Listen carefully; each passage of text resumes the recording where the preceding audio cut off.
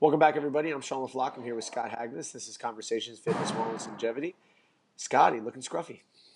Scruffy, yeah. Forgot the razor. Went on my trip to the coast, and this is what I get. But it's going Nice, away. man. Nice, nice, nice. Don't need this for the spring. How long were you on the coast?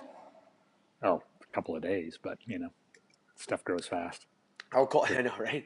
Me, I would have something like that, like, oh, were you gone for a day or two? I'm like, no, 6 weeks. I'm like, Jesus Christ, man. People would pick me up on the island in Castaway, and they'd be like, oh, my God, this guy's been here for months. I'm like, well, I've been here for 15 years, and this is what I have. And it'd be just like 3 long strands of hair down to my chest. Yeah. That's good, though.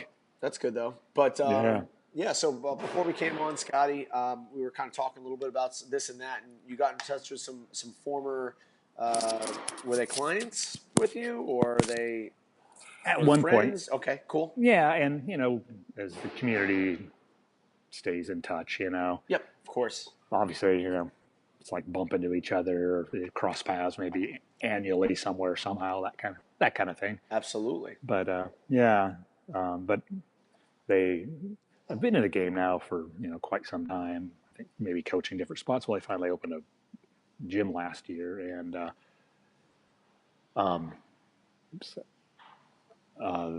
anyway, just heard this week that they had someone come in to do an intro, and he passed away a few hours later. I'm not sure if it was in his sleep or just when he got home, but he had a massive coronary. And he was like mid-40s, I want to say. I don't think he was particularly out of shape. I don't really have a lot of details, but Yeah. But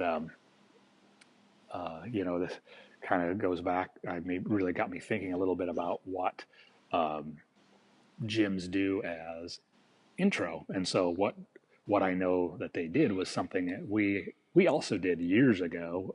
It was a workout called Baseline.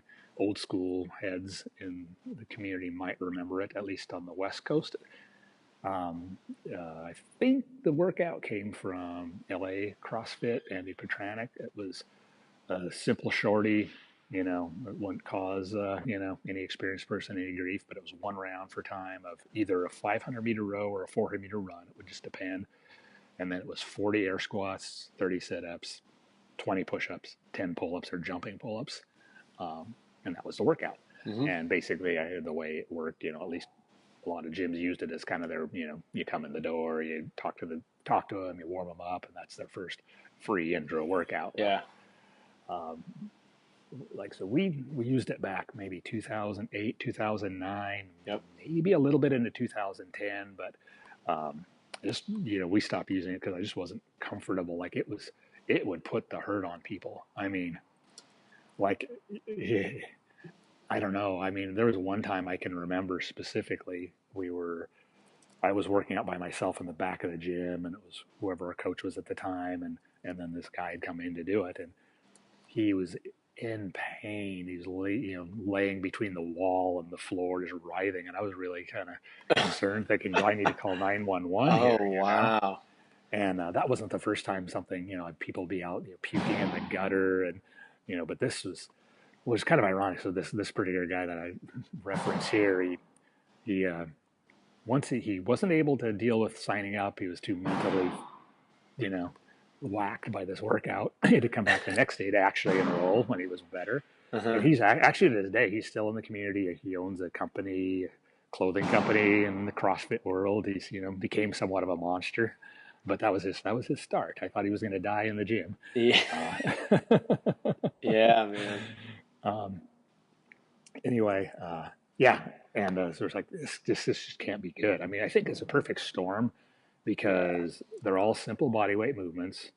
It's a perfect opportunity to go anaerobic, and especially with guys, it's just push-ups. The ego kind of gets the best of them. They want to complete, and you find out, as you get, usually it's like people be cruising along pretty good. They get around the push-ups, and you see it, and man. But apparently this was more than this guy's life force had left in it.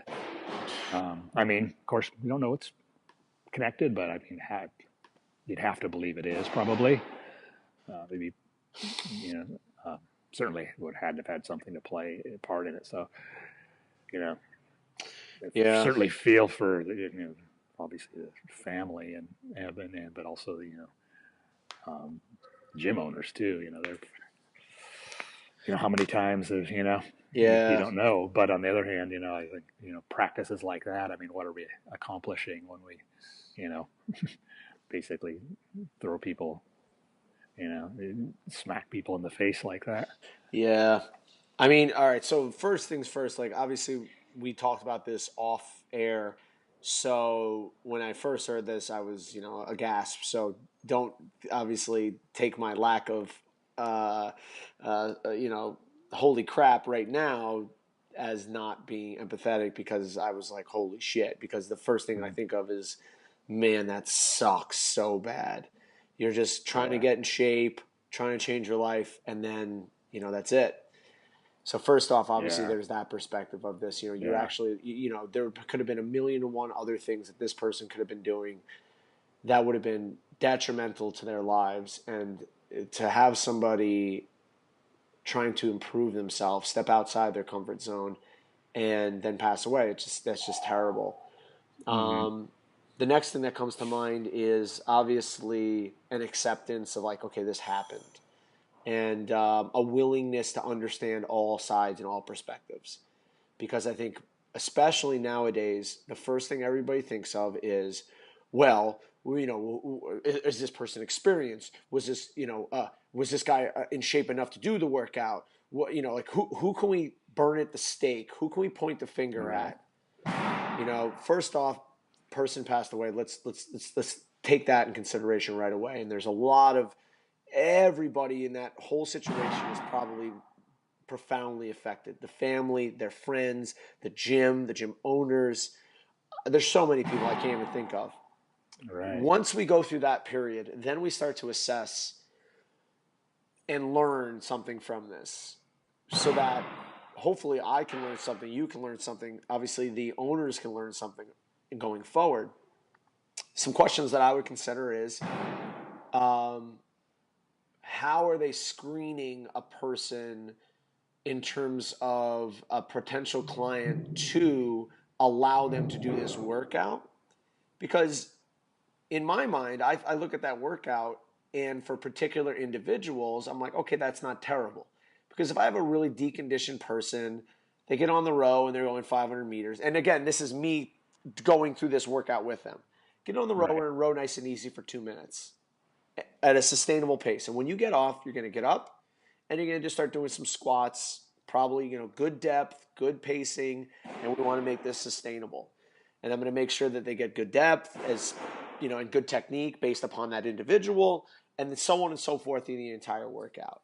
yeah, But you notice that I'm also making a lot of assumptions here. I'm thinking of a deconditioned athlete, maybe overweight. Like I'm putting worst case scenario stuff in here, right? hmm, And in the back of my mind saying, I'm just going to give this person something that gives them a little bit of a feeling I worked out, but I know when they get out of the workout, they're going to be like, okay, I can get in my car and I can go home. hmm, Now, if we ask these coaches, how did it go? What was the warm up like? What did they seem like? If they were like, dude, they were fine, there was no problem there.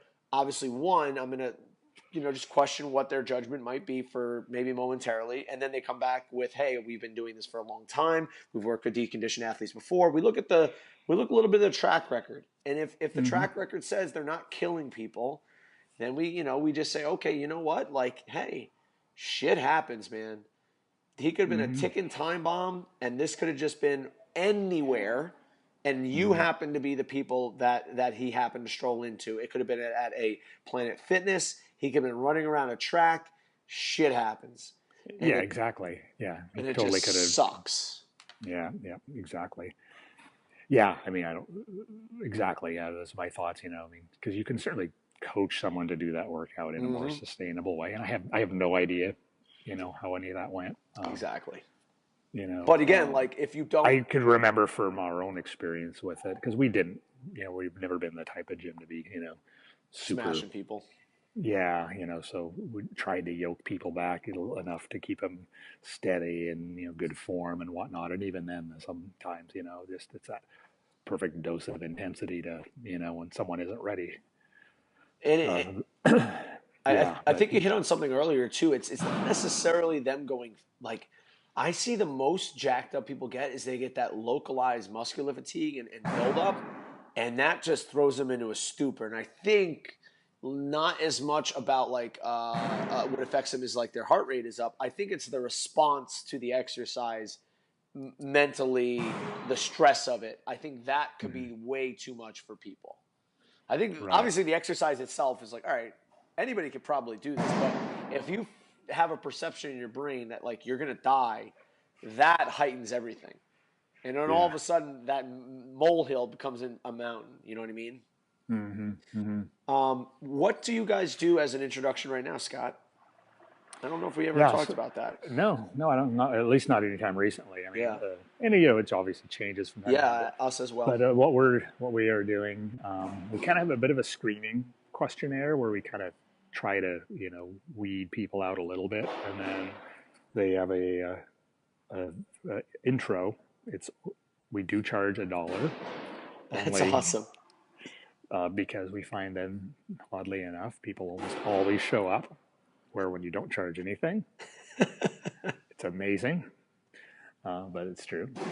And then typically we go mostly through a warm up. We don't typically do. I mean, there's always some talking to the person, finding out their goals, and and all that, and Yeah. talking about what we do, and that sort of thing, and then you know. Injury history, any preconditions, and we really just kind of go through our warm up, which is like a 15-minute process. Kind of also lets us see how they move, so we Mm-hmm. kind of know, if they do decide to join, Yep. what's going to be most appropriate for them, and then Yep. possibly a small workout, which is, again, that's kind of like what you said, is something that makes them feel like they did something, but they can walk out of here and be just fine, Yeah. And that is How do you get that dollar for them?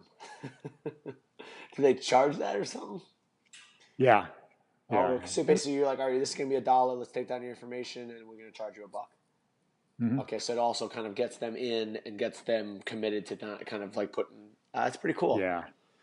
Yeah. And I It's a mean, great idea. it really, it actually screens out a lot of BS, Yeah. because when you have somebody and they book one, then you can pretty much guarantee they're there. And since doing that, the conversion rate is really, really, really good, because if they get that Wow. far, you're pretty sure I mean, basically we're not wasting a lot of time. And that's been kind of a Well, more Scott, recent thing. Yeah. I'm gonna adopt that idea. I think we were thinking about trying to do something like I think your first class is $1. I think that would be a really cool kind of deal. That's really a good idea, because again, we've been doing on ramp.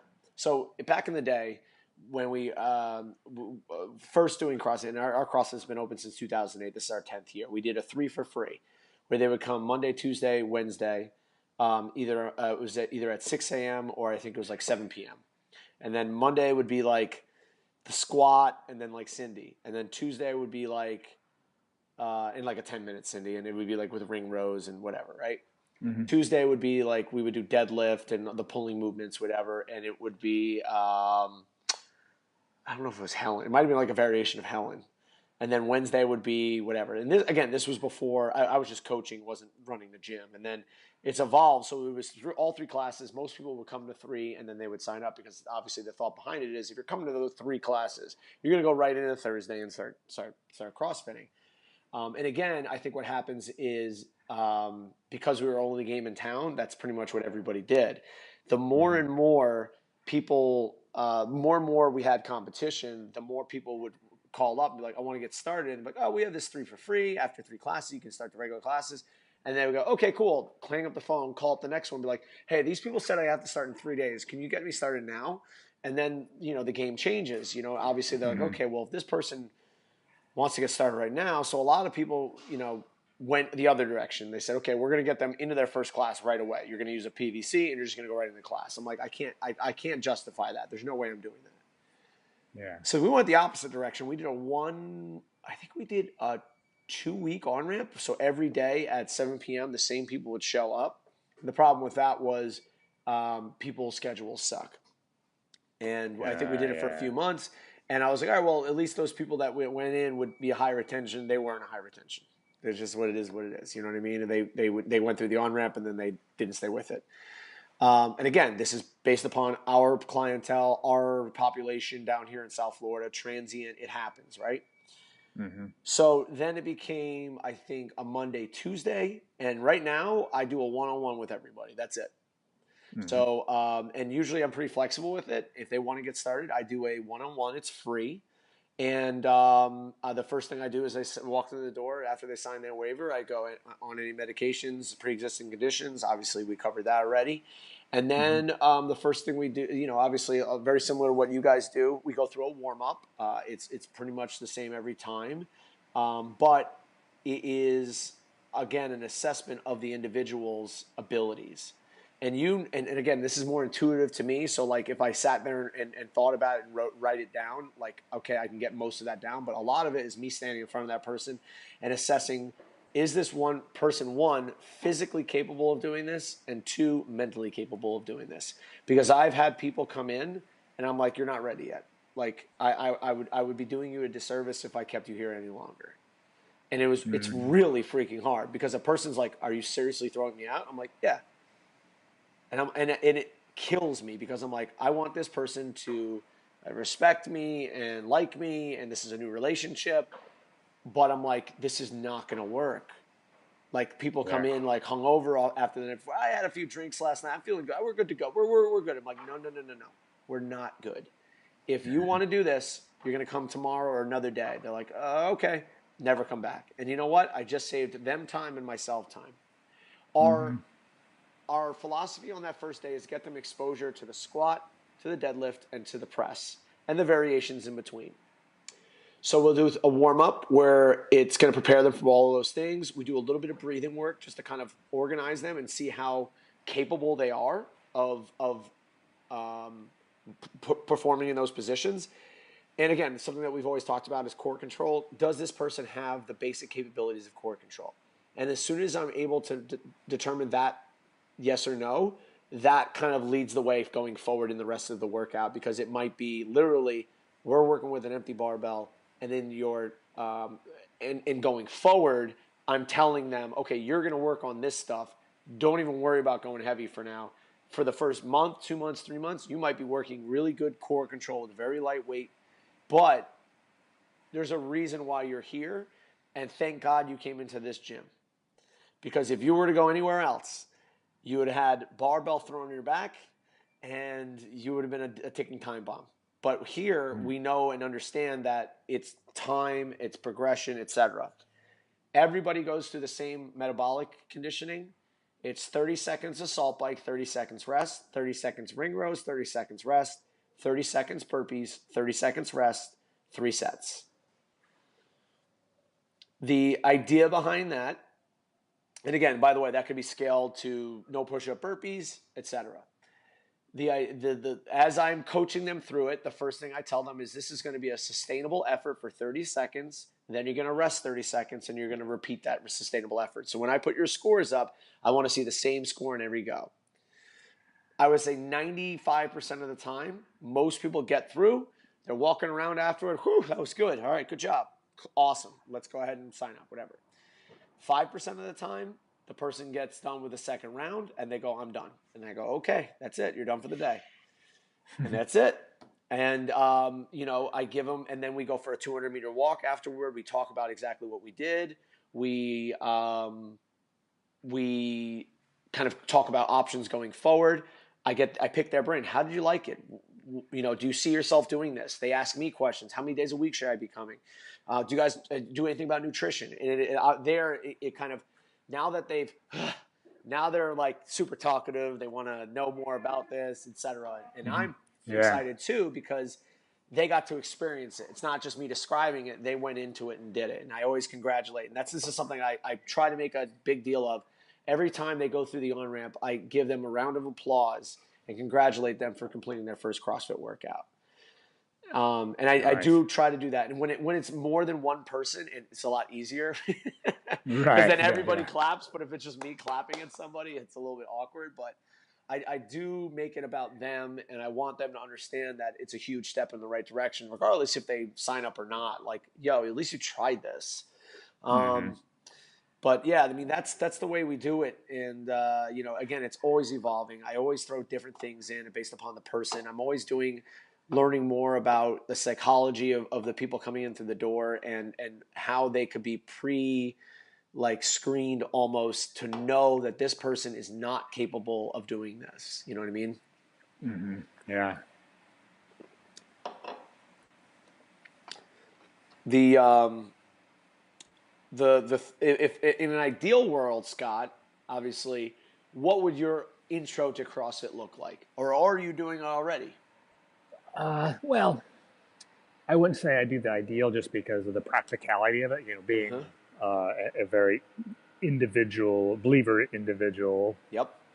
attention. Ideally, I would get to do quite a full assessment of a lot of things before someone got started, so I could really direct them, to the most appropriate starting point. And Yep. I think we would hit all those. I'd hit all those pieces a little bit, but it could be very, very tailored. But that is very labor intensive, time intensive, and would be rather costly Mm-hmm. by its very nature. So it isn't the starting point for most. Every now and then, a lot of people will come in and seek me out in particular, and we pretty much will do those sorts of things. But Yeah.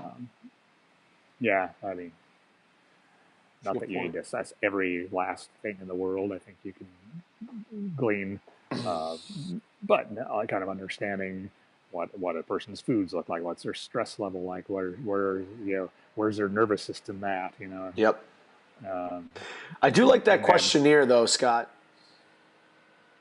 Do they fill something out for the the questionnaire? before they yeah, a little online thing, and it basically just asks some simple questions that we know fit the profile. You know, Yep. basically, I don't have it all memorized, but we ask you, do you live or work nearby within something? And you can certainly elect to train here if you don't, but we know that a vast majority of people, if we're not in close proximity to one or the other, home or work, it's it won't work out long term. Yep. It's a good point. And we say the range of what the rates for classes would be. Is this within your budget? That screens Another good out some point. of the people that don't. Yeah. Are just price shopping and they know what they're in for. It's no surprise at any point. And then Do you write down? I can. Do you write down? Can you afford $150 to change your life? Is that your question? Yeah, yeah, yeah. Which I absolutely can. Yeah, Yeah. Like if you're yeah. writing no, goodbye. hmm But yeah, I mean, I can send you a link to it. Yeah, Um, I would love to and look through that, man, because I think not only does that obviously pre-screen, but I think the individual is being pre-screened as well to know what they're going getting themselves into.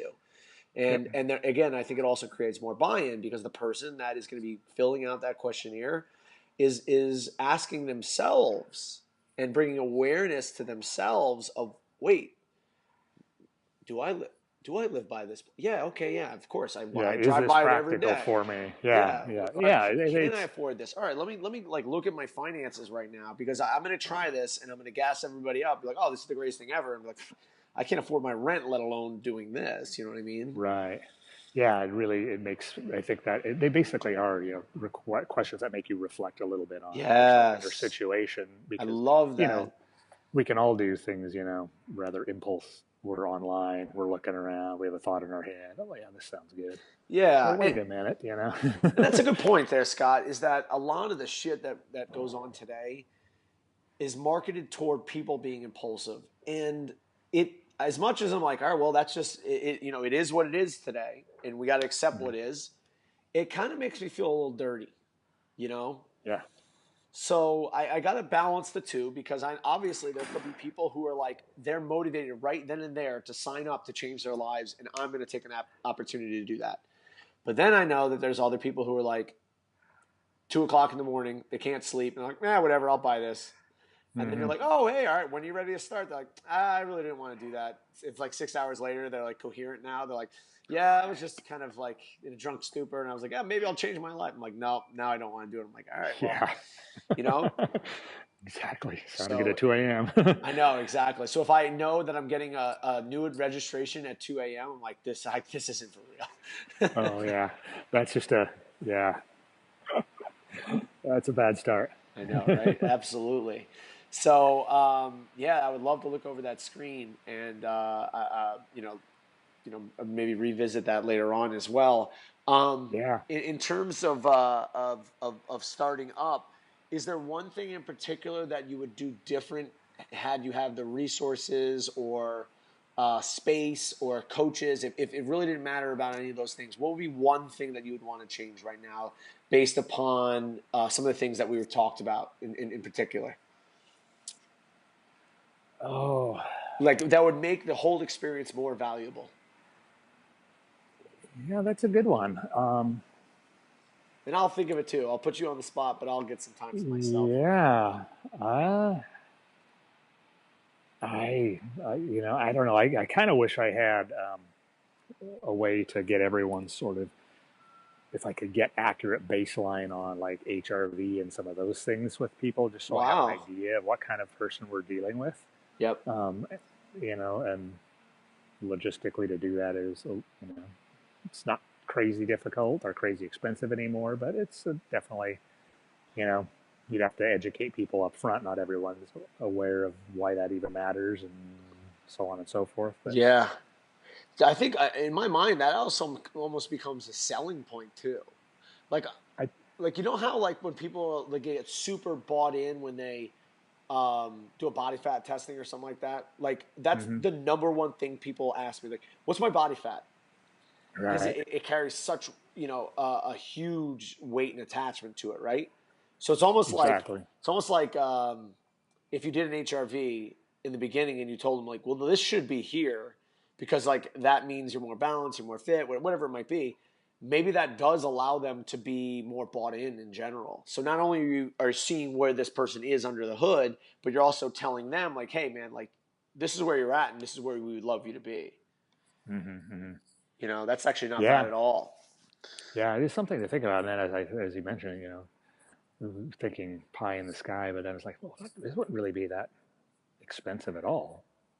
Yeah. It wouldn't be that logistically difficult Yeah, and either, again, like honestly. maybe it's up in cost of whatever, $100, $200 to do something like that. But how many more clients could you potentially get by everyone going in and saying, okay, this is where you're at? You know what I mean?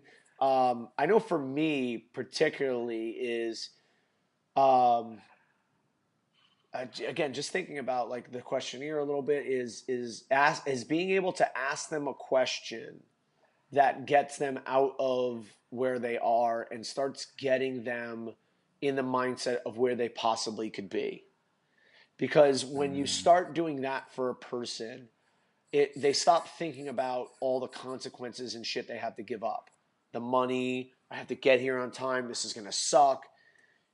Just like being able to sit down for 15 minutes either before or after, like after a questionnaire or just shooting the shit, but like getting them to understand that like, listen man, where you are right now is not where you're going to be in 30 days from now, 90 days from now, 2 years from now. Because if that person was signing up, they would already be signed up, mm-hmm. right? the Yeah. person who's the person who had been working out for 2 years would have no problem signed up for that original membership, but the person who's signing up for the membership has no clue. They don't know that person. they, Yeah, they don't know that the person few, yet because they haven't yeah, become that person yet. that's really good. Find some way to, And yeah, again, shift the, yeah, yeah, I don't know exactly yeah. So I how don't know. to Maybe I'll play around with that stuff. I mean, again, like think about it. Yeah. I think these conversations that we have, even though we're like, oh wow, we do this and this and this, it just makes you look at it from a different angle. You know what I mean? Mm-hmm. So like, Yeah. just looking at these basic topics of just an intro class could profoundly change a lot of everything that we do. Mm-hmm. I think that's why it's important to sit down and have conversations like these because we might be doing something this certain way, and the reason why is because we've always done it that way. We always gotta Right. There's a certain, yeah. we always gotta kind of put the spotlight on something. Be like, is this the best that we can be doing with this particular thing? And if it isn't, okay, let's reassess.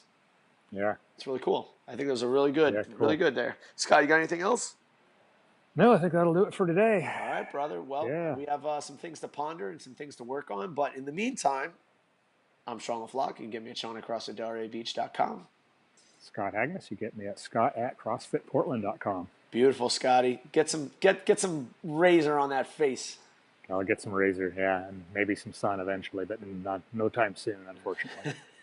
It'll be here before you know it, Scott. Take care, brother. All right, take care. All right, dude.